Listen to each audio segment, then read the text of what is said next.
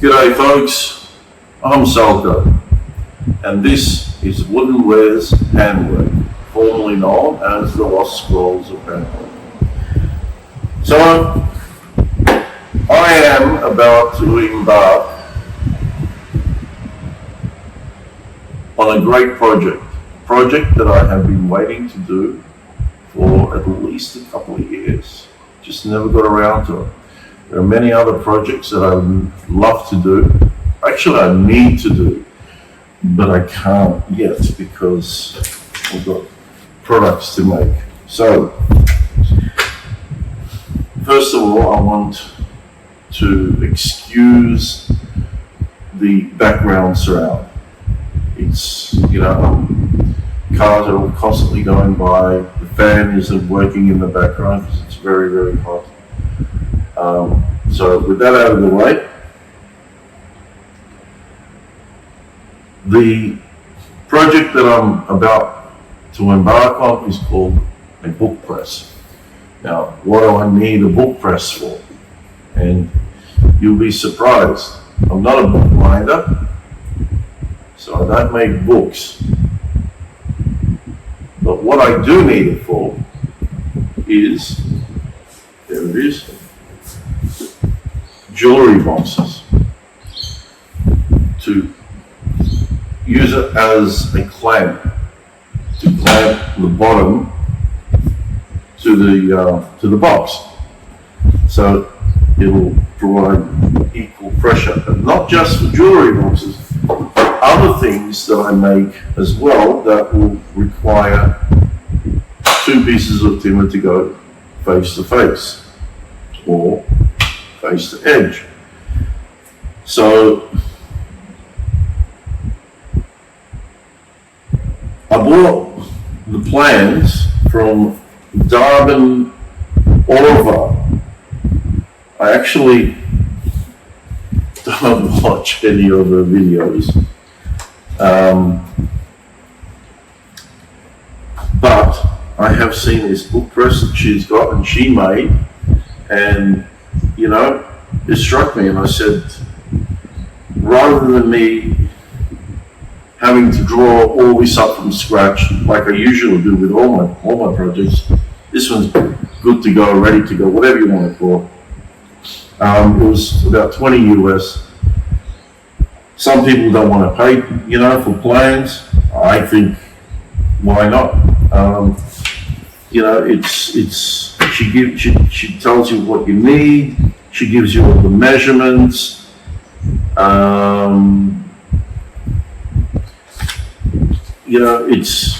It's pretty much self-explanatory, but she has put effort into it, and I think it's about, I'm not sure how many pages this is. It's about 17 pages. So, she goes into detail, but all this detail is really, for the beginning woodwork. And for me, all I need is just the measurements, right? And the rest of them, I'm right to go.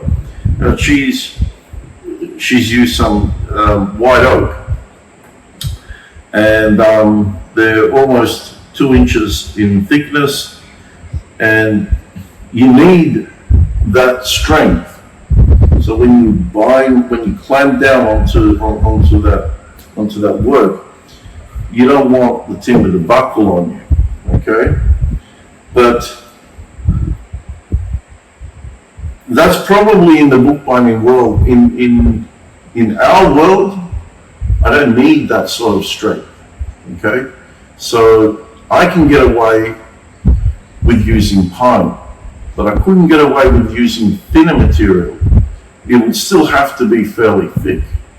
So I think, I just forgotten already. Yeah. So the pine that I have, I've actually had that for a number of years. I was supposed to have made planter boxes out of it, and that was cheap as chips back then. And like everything, it's all gone up. It's very expensive. So I'm very fortunate that I have that, and that being 2 inches thick, it's gonna work out fine. She's used half-line dovetails to put these things together. I'm not showing you the plans because I don't think she would appreciate you seeing all the measurements. But I think it's pretty good, and I think it's, especially I know what it goes into making plans, and I think it's reasonably priced, and I think people should not underevaluate these, or undervalue, I should say. They should not undervalue plans. I mean, a lot of work does go into them, and modern day plans, I think they're just, the extra work that they put in by explaining every step by step is, like spoon feeding you. I think it's probably a little bit overboard, but that's the way I guess that's the way, our predecessors have nurtured the next generation. Before it was just scribbled on a piece of paper, and then you would just go from there. Now everything's being drawn, and I'm guilty of that too. I love to draw everything, and anyway. So that's what I intend to do. I honestly haven't gone through this whole thing, but I think it is important. If I was to begin if I was to begin a complicated job, then I would actually study the plans until it's committed to memory, until I just know it inside out. But with these, I'm going to read through it just in case, I don't know, whatever. But it seems pretty much self-explanatory to me. So comes the timber part. Now, I don't want to go out and buy timber, but I want to use what I've got in the shop. So I walked around and gone through all these odd bits and pieces, and this is one of my failed projects. Well, actually, this was going to go on the base of this table, and I don't know what happened, why I rejected this. Not really sure. I think maybe the holes, I made this cut out too big. So I don't know what happened, but I just know that thankfully I can cut this out and I can throw it away. Okay? Or I can cut it and not throw it away, and use this for my jewellery boxes, for the partitions. So the only thing is to fill this hole. Now, I don't have, well I do, I've got this one, and I was originally going to turn that into a dowel and use it to make a screw. Because she uses one of those those metal screws that you can buy from McGing. I use that on the base. They're pretty good. I think I paid, again, this is all going pre-COVID, about $75. I don't know what they are now. They're probably a lot more than that. So I want to make my own screw, and I need this. So I'm going to make the wooden screw. So I need to go to the hardware store and find a dowel of this diameter, which is 1 1/8 inches. Or actually it's not. What is it? It's 1 3/8 inches. So we've got to find one of that's 1 3/8 inches, and I'm now thinking I've got a very fat chance of finding that, which is now creating a whole new problem for me if I don't.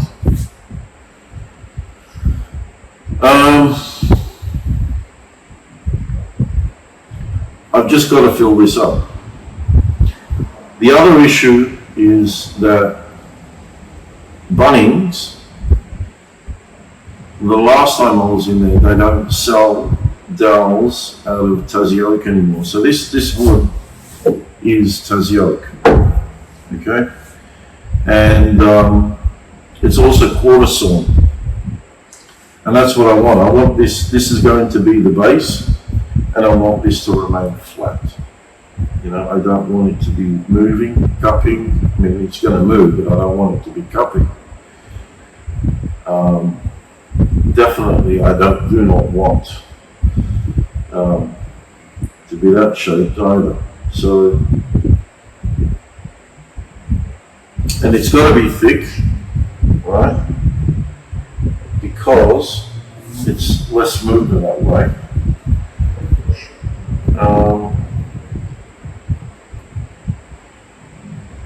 And it can withstand a lot of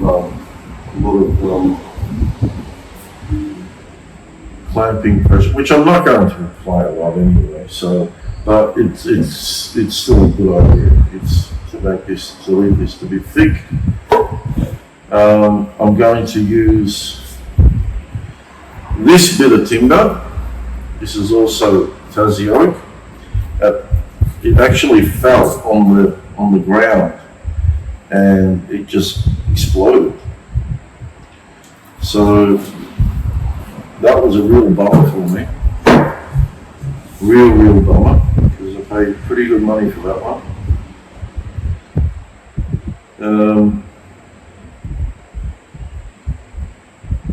And it exploded from all the internal stress. The stress from what? Kiln drying. When it's not kiln dried properly, that's what happens. There's an American, he does all this inlay work. He used to make a lot of videos for Lee Nielsen. He does all the federal inlays. And I remember him in Fine Woodworking magazine, he wrote that he would take his timbers and then he would just like drop them on the ground. And he said he would just release all the stress out of them. And of course, some of them just blow up. Well, I mean, just blow up, they just literally what they do, they just blow up, boom. And, it's like this. So, I think that's about it. I've sidetracked myself and I've lost my train of thought. So anyway, that's what I want to do. Hopefully I do actually commit to this. So in Bunnings they don't sell the Tassie oak. They only sell pine in the dowels. So I don't know why. They used to, but maybe it's become even too expensive for them. You know what these big corporations are like? If they lose $1, the whole world is ended. So it may not. I don't think it will be a problem. It'll just look odd, but it won't be a problem. Not at all. But I've got to feel that. I've got to either find a dowel that will fit that, or I'm just going to have to hunt around. I don't want to use 5E. Or I may have to, I don't know. I may actually end up doing that.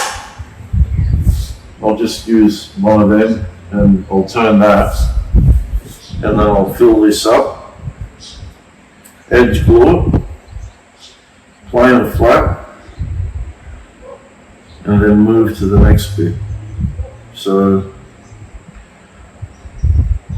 that's it. I hope this video wasn't boring, and hopefully we'll see each other in the next video. Thanks for watching.